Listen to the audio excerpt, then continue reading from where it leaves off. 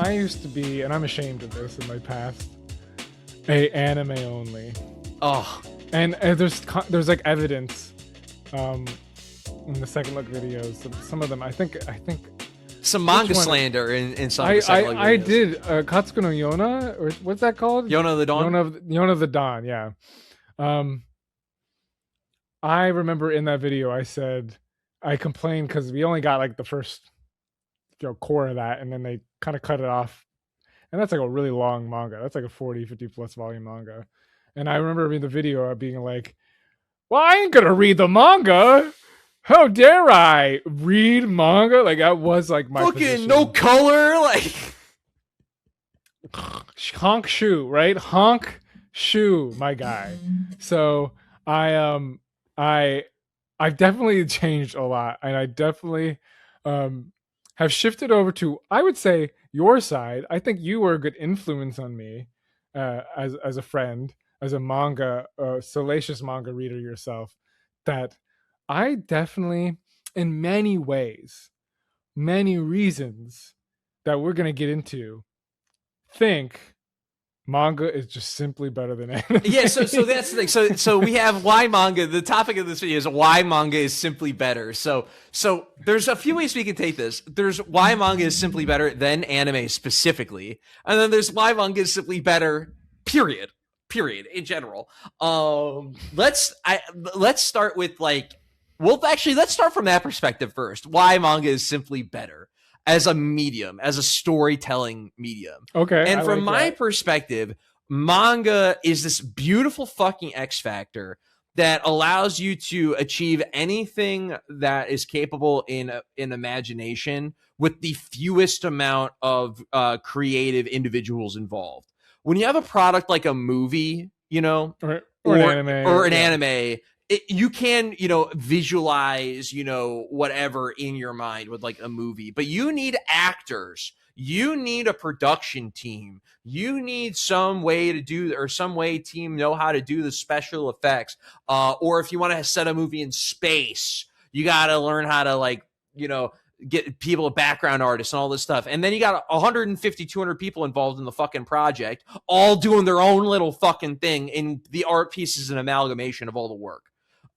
With manga, if someone wants to tell a fucking space epic manga, it can be the artist's rendition of space, the artist's characters, the artist's ideas of how the space travel works. And it's their story and it's their artwork, or it's their artwork in a story that they're working with someone with, and it's a 2-person show, or maybe they have an assistant or a couple assistants, but it's low cost to produce. You need pens and paper to make it. It's cheap to make. But it can be anything. You can tell a story about anything. But that's the thing. Manga, you're talking about like the medium as kind of an object, right? Yeah. You're talking about like as a production. But manga, Nihon, the culture of creatives that have developed this medium genre, whatever you call it, over the last, let's say, 70 years, Osamu Tezuka on, have created the environment for it to be about anything. And you can see how stifling American comics is when it comes to like what it can be about. Like, unfortunately, it's been dominated by a very restrictive kind of superhero model. I mean, there's other comics, but like a lot of it. But to your point, though, a lot of the comics that do break the mold, they are advertised or marketed as comics that are breaking the mold, and it's not like your Batman and Superman or whatever. And that's how it's explained or presented to like an American reader base. But yeah, in manga, you're right. Yeah, you can read a manga about people fighting each other. You can read about manga about people boxing or martial arts, or you can read a manga about a fucking girl and her fucking cat, or a girl in World War II, Japan, Kobe, suffering in the ration-starved countryside. In this historical drama, like that is, it could be, you're right, it can be anything, and that's more of the culture that's around manga. I feel like that the tradition of manga. I mean, I have so many thoughts on this. Oh gosh. Okay, so production, So tradition. What yeah, else do you have? oh my god, and also too, and just yeah, but like the work ethic from the creators, especially when you're reading like professional serialized series in weekly magazines or monthly magazines. Like, dude, like it's no, everyone knows it. These creators give their lives for these fucking stories, dude. They like take years off their lives through overwork, working 80, 90, 100 plus hour weeks to get this shit out on a fucking week to week basis. That's why so many mangaka are like fucking sick or fall ill. It's because I of would say fucking this overwork. sounds like a And con, and, but I and guess it's anime is like but this. and it's one of these things where it's like, it's like, and it's not, and you could talk about the negatives of that, but it's all, but also what you are reading from the consumer perspective is someone who gave their life to give you this piece of fucking art. It's not some bullshit fucking it's not some fucking bullshit product. Not to say that every person who's given their life to manga made something great, but when you read it, like that's what it cost. That was there's the a human connection. cost to get it. Yeah, you really, it feels very, the vision is very individual when you're reading manga, where the anime kind of spreads a bit. There's some auteurs that really kind of lean in, but like the vision when you read a manga seems very very connected to that. I mean, when you're reading One Piece, it's like it's you and Oda hanging out a little bit, like he's got a story for you, Yeah, and which is not the same. let's dive into the anime part. Let's dive into specifically Yes. the now. So I have a few for it. points about the anime. Oh, please. My thoughts on this when compared to anime. Why do I now feel like manga is better? I have a few points. One, the economics of anime, and that's kind of what you're talking about too. It can be a limiter, a ceiling of quality because it's just the realities of what you were talking about. That it's like this weekly schedule and to meet it in anime requires a fleet of exploited labor, and oftentimes not involving the mangaka. So like some of the vision gets lost probably in translation.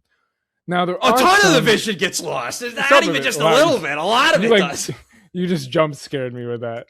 Some of them are good though. Like some of them, like some of the like Hunter x Hunter, right? Like that Madhouse did a great job of that. Okay, but you know when that came out, 2011, and we're still talking about how good it is. I know. Frieden's an example. Frieden's a great recent example. Yeah, Madhouse too. Studio Bones has a lot of good adaptations. So, but one thing I like about manga is it's quicker. The time. Pacing, you can read it faster, yeah. Not just that you can read it faster. This goes to like comic studies, but like reading a graphic novel is a very different experience for your brain and eyes than watching a show. I feel like the show is a little more passive. Things will move without your intention or action. What I like about manga is it's, for me personally, a very meditative, like slows me. That's why I think that's why I like so many slower paced manga, because it slows me down. The paneling, the art, how it kind of changes the pacing of action, how it directs your eye to certain things, how it can ramp that up and ratchet it up. It's that experience is very rare outside of comics in general, and then I think manga in particular excels because Japanese manga, there's this kind of hesitancy maybe in American comics to slow down and be empty and still in that way. When you read them, there's a lot of great manga, and Shonen's not quite like this, but a lot of the ones I read there, where they are totally open to just like water, drop, ripple, sit with that, metaphorically with the story and with the characters and with the world. I'm thinking probably one of my favorite series, it might be my favorite manga now, is Yokohama Shopping Log, or Yoma Kaidashi Kiko. That is like the epitome of like what the pacing of manga as a medium can do. So that's something I really appreciate about manga, that anime, just by the sense of it being a linear, like temporal press play medium, it's easy to distance yourself a bit from it versus you control the pace of when you turn that page, when you move to the next panel, when a panel hits you, you stop. You stop And and you stare at yeah, it, and that's the thing is you can't do that with an anime. Like you can't get a beautiful 2-page spread where you just where like my ass will like if I get there's sometimes I'll get so like emotionally caught up in a scene I'll just stare at a panel. I'll just stare at it for like 2-3 minutes, and like you just don't get that opportunity in anime because we're moved on. You know, we moved on 2 minutes ago. Actually, this scene was only on screen for a split second, and it didn't look as powerful because that's the other thing too with anime because it's animated individual stills like completely like there are these moments in manga where you get this individual still or these powerful like impact shot you feel the motion and the movement in your brain and then it has to be animated and it's like oh like it's not they didn't capture the same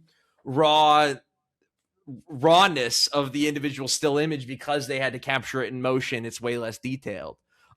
Just because of the practicality of it being an animated 24 frames or 12 frames a second series. The other thing too, is when, especially with, this is a huge problem with like modern anime, but even now it's like, I'm sorry, with most modern fucking anime adaptations of manga, you're getting like the least interesting fucking shit. First of all, most of anime yeah, is manga. First of that's what I all, was gonna say. What gets made is is the a very least small. It's a interesting. very small. Yeah, It's like okay, like the Chainsaw Man is like is the example I like would always use for years and years, and it's a little less useful now because we have the movie now. In the movie, sort of kind of rectifies this, but like the first 12 episodes of Chainsaw Man covers the least good part of the story. Like, so it's like, okay, you spend all this year waiting for the anime, these anime onlys. If you're an anime only freak, which I don't think you're watching 100% of the podcast, maybe you clicked on it anyways, but like if you wait, you hear about Chainsaw Man, you're so excited, you're so amped and juiced and hyped out about it for years and years and years and years, and then you get the least exciting first 36 chapters, there's 36, 38 chapters, and then you wait, and then we get the movie, and the movie's incredible. It covers an incredible arc of the story. That's like the first arc where Chainsaw Man really ascends to like that next level. Most manga, we talked about this when we were talking about Kagurabachi, like that's every fucking series, dude. Oh, I'm so yeah, Dragon Ball really peaked when fucking Goku was going on the quest for the Dragon Balls with Bulma for the first 18 chapters. No, that's fun. Yamcha and Paru, fucking say it, fucking Par. Oh, someone's gonna kill me, dude. I'm gonna get stoned for fucking dude, up his I'm name. terrible at names. I'm absolutely abysmal at names. Like all that shit, like it turning into the scissors, cutting the tail off, like oolong and turn it into that like that Dragon Quest looking wolf guy. No, that's fun. That's fun, but that's not the pinnacle of Dragon Ball. That's not like the peak. But if Dragon Ball was to get made into an anime today, the first like 24 chapters would be like that and like training to get to like the first Tenkaichi Budokai. That wouldn't be season 2 shit. We'd have to wait 4 years. Well, this is precisely like part of it is we have the term anime original because 95% of manga are manga original, you know, and we have to differentiate with anime because there's only a few anime that are anime original. Now, I want to make this distinction because we're being a little foolhardy here. I don't feel a little that hyperbolic for sure. A little hyperbolic, a little bit, you know, don't, you know, whatever. You'd find me in the 1980s, and anime is doing some of the most exciting original stuff that I think almost any medium is doing at the time and maybe ever, like in recent memory in contemporary modern society. Like 1980s anime film, especially, are beyond like interesting and exciting and unique and have its own vision. But there is a difference between watching an anime original and a manga adaptation. Yes. That you just get this sense episode by episode that like, I think this would be better if I just read it. And that the more manga you read, the I see I lit some fuse there. The more manga you read, the more that little voice is in your head. When I get to watch like a Cowboy Bebop, right? That is an anime original. Like that's an anime and it's designed for that medium, and Yeah, so and then you're the so voice all of a sudden just shut the fuck up. Where did it go? Where'd it go? yeah. So like again, not a great adaptation is honestly like I love it, but very rarely does the adaptation Yeah, usurp the manga unless it completely changes the manga, like unless it becomes almost original yeah, in its own right, exactly. It becomes like its own kind of like unique K-On! Or thing. Yeah, something I'm or they thinking just of. take so many liberties or make so many changes or additions and stuff that yeah, it's And even different. great anime, like let's go, like I'm thinking Nausicaa, The Valley of the Wind, and Akira. Like these are some of the greatest That's Japanese the anime pinnacle films of ever anime, made. by the way. Like Like right, and you like for both of those, you're like, well, the manga's way better. It's not even just better. better. It's It's like way better. way better because you never get the full story with the anime ever. They're always sacrifices. When tell me when, and I'm sure it exists. And K-On's an example. I'm already giving one. Like when you get like more than you got in the anime than you get in the manga. Like it's usually there's always a sacrifice in the amount of depth and detail, but also like just usually just ends before the real ending because of the realities of the production Exactly. Like cycle. you never get the you have situations like My Dress Up Darling or whatever, where we basically get 2 seasons. It covers about like 80-ish chapters or whatever of the series, and we're not going to get an ending. Like your anime, you're not going to get the last like 35, 40 chapters. It's just not going to happen. Like um uh or you got to wait like so long Oh, for seasons to come out, or Tom. no, I Oh, please. go ahead. I was gonna say, or No, you have a situation. You have 2 situations that could happen. You could have a situation where the anime studio decides to fucking jerk themselves off and do their own thing, and you have a Tokyo Ghoul, which we're getting that's getting its own video, guys. But or you have like a One Punch Man situation where you get a season of entertainment, you wait half a decade, and then the quality, the fall off oh my is gosh, so bad, and it's like, what are we even doing here?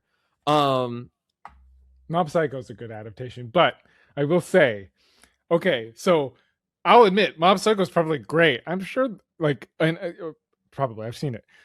These are great adaptations, and they do so much with the movement and the medium of animation. And guess here's the kicker. I'll even give you that. Let's say the Mob Psycho. I don't even agree with this, but let's just say Mob Psycho 100 is a better anime than it is a manga. I don't know if I agree with this. I've never read the manga, but I like one. I think his certain style is interesting. But look, I think it's fair that some people think that. Well, guess how to make that anime even better? Having read the manga before you watch yes, it. it's like if you get a great adaptation of one of your favorite manga, two it four game. becomes something. It doesn't even matter. Like it, but this is not reverse. Watching a great anime of a great manga first, going to the manga is a lesser experience waiting to read the manga after you finish the anime. So it's like it just start with the manga even if you're gonna watch the anime.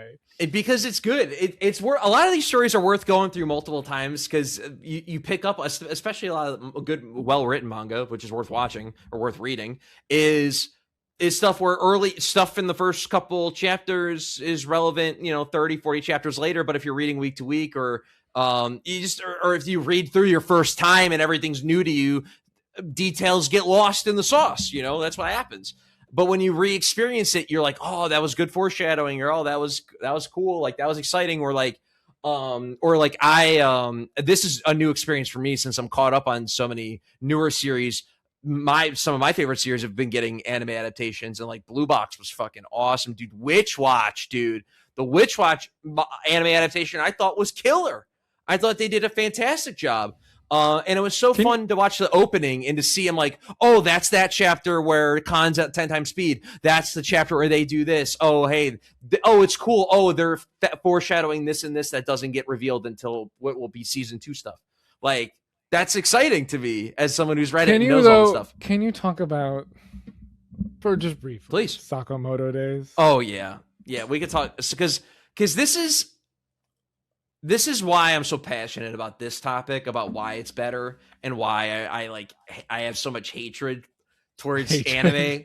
Because in the West, in America, these series that I care about, these manga series that I care about, their cultural relevancy is entirely dependent on their fucking anime adaptation. And it pisses me off that society is like this. But unfortunately, if you want these chuckle fucks to care about Kagurabachi, which I do, which I know they will, I know the fucking Westerners will. But you have to wait. I have to wait. I have to fucking wait. I don't even have Tom. It's 2 volumes for it to be good, and I still have to wait. Wait years. It's like you could have read this and be caught up in 1/16 of the time it would have taken. And then I have to hope, and not only do I have to wait, Tom, then I have to hope it's not some idiotic joke of a studio. Apparently it's going to be Psy Games, which it looks like they should probably do a pretty fucking good job based on how they fucking showed up for the fucking Umamasume anime movie. And how they animated that. If it fucking looks like that, it should look okay. But you have to wait. But I gotta wait, and I gotta hope, and then it could be bad, and then I recommend it to everyone. And the anime adaptation could suck. They could totally drop the fucking ball, like they did with Sakamoto Days Core 1. And here, what I've heard is Core 2, the second core, was a lot better. Like apparently was a lot better. Season 2 looks a lot more promising, but. Man, dude, like the first 40 chapters of Sakamoto Days, the first 40, 50 chapters of Sakamoto Days, and a lot of mangas like this, One Piece is like this. You can speak to this with how much manga you've read.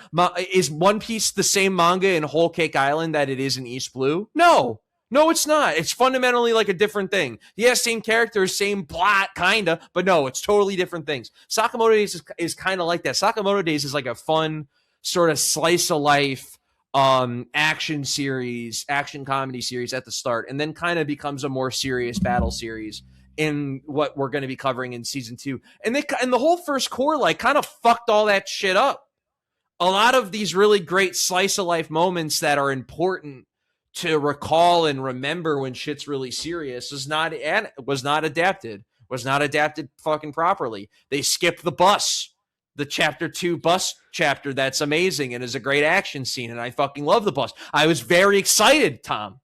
I actively anticipated the bus getting animated. I was so excited for them to adapt the bus, and they didn't fucking adapt it because it's an action scene in episode 2 that just kind of sets up the fun tonality of the series, but the action, Tom, it's not the most plot relevant. It doesn't introduce a new fucking character. Yeah, so we can skip it. It's not important. It's not important on paper. On fucking paper with the plot, it's not important. Fuck the emotionality that the bus action scene gives you. Fuck that. That's not important. Pisses me the fuck off. It makes me upset. And then that's and you know what, Tom? It didn't do anything for the manga because the anime adaptation is not like this incredible thing. It didn't increase sales meaningfully aside from the standard bump that you always get. It didn't the JJK anime adaptation is or the Demon Slayer anime adaptation. Great examples of anime adaptations that took the book series and propelled the book series extremely. And made it so when JJK was in its final arc, Demon Slayer was done in 2020. But when JJK was in its final arc in 2023, 2024, that was the fucking, it's One Piece, and right below that was fucking JJK and discussions and memes and culture online. That's the kind of shit I want for fucking Kagurabachi, for fucking Witch Watch, for Elusive Samurai. But I don't want to have to wait for a fucking anime adaptation to maybe be good. for that to maybe happen.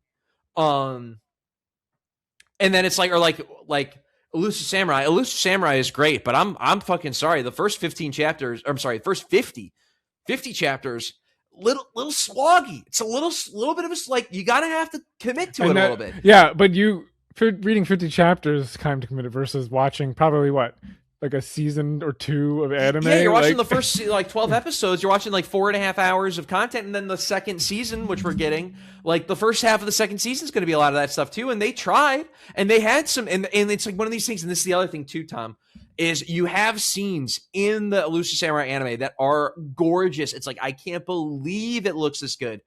And then you have the archery battle that looks horrible, and everyone memed on and shit on, and like, dude, like, that's kind of that's what people think of sometimes is this like worse shit. It's very rare. Again, we brought up Hunter x Hunter earlier. I'm fucking sorry. It's very rare that we get a Full Metal Alchemist Brotherhood from 2009 or a Hunter x Hunter from 2011 where it's consistent.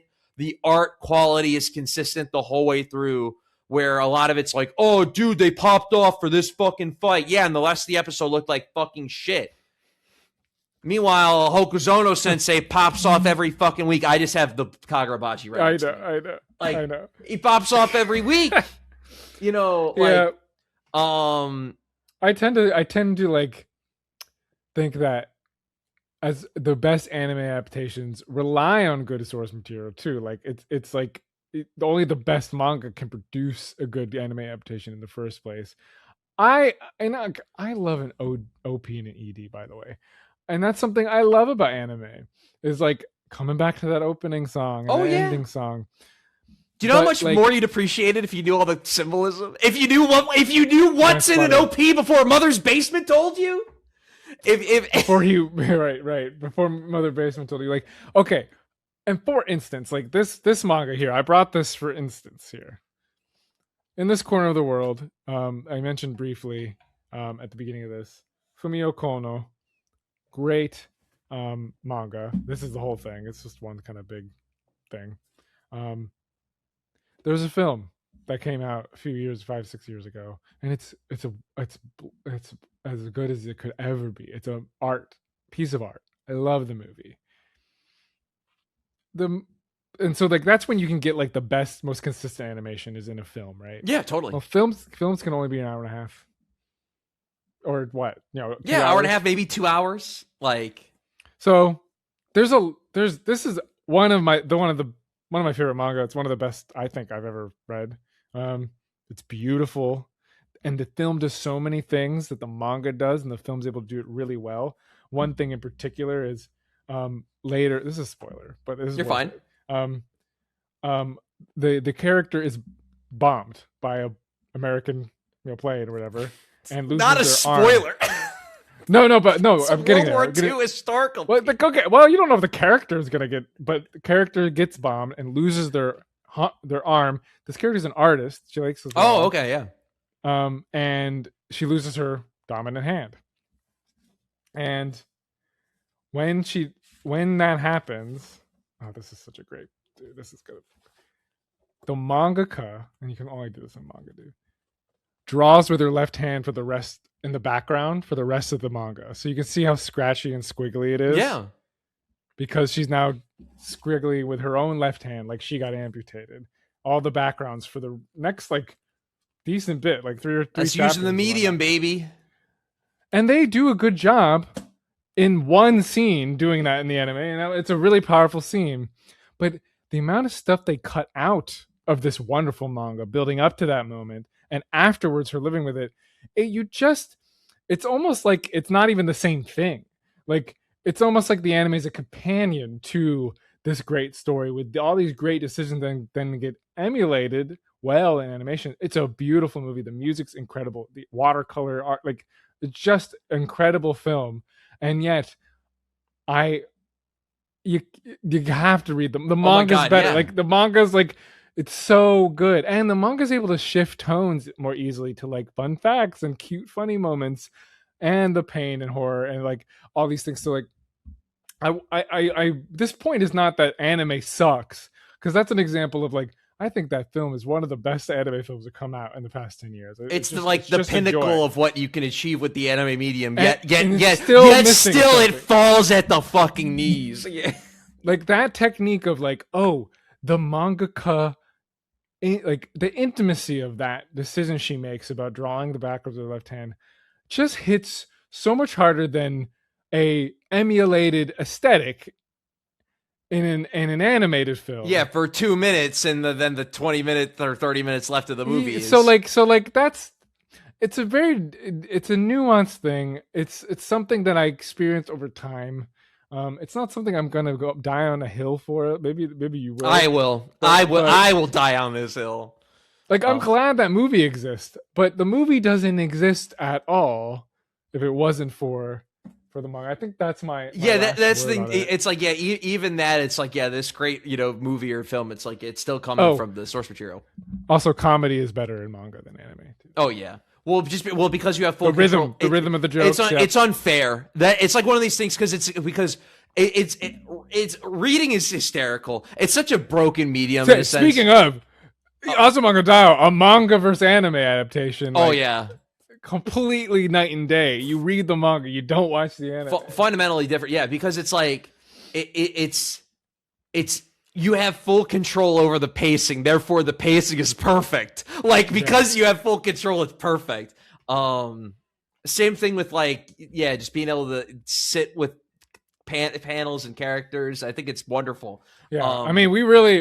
I mean, we went for a while here. This is clearly an important topic for us. It's just why we chose to focus on manga in particular in this channel. It's just we know we're gonna have more. We want to enjoy. We don't want to be cynics all the time when we're talking about new things that come out. We want to talk about the new things in an exciting way because people have fun with. Oh, exactly, like. And I think we thought manga would be we would have a better hit rate. And I agree. I think 99% of my involvement in manga is purely positive. Truly. Yeah, because I like one anime a season.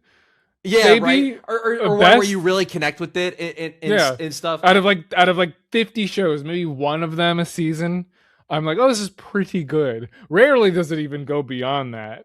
But like that's another point that like it's just like I don't like the hit rate for anime is so much lower for me that I wouldn't want to come on and be a cynic about it. I don't want to. No, and everyone else talks, and that's the other thing too, gang. Is everyone else out here is already talking about anime, and I want to rep the fucking shit that I think like I want more people reading. I want more people talking about the manga. I want more people excited about these stories as they're coming out before they get adapted. So if the adaptation sucks, they're still people culturally care about them still. So we don't have it's not Tokyo Ghoul or even like Sakamoto Days to a lesser extent 3 or anything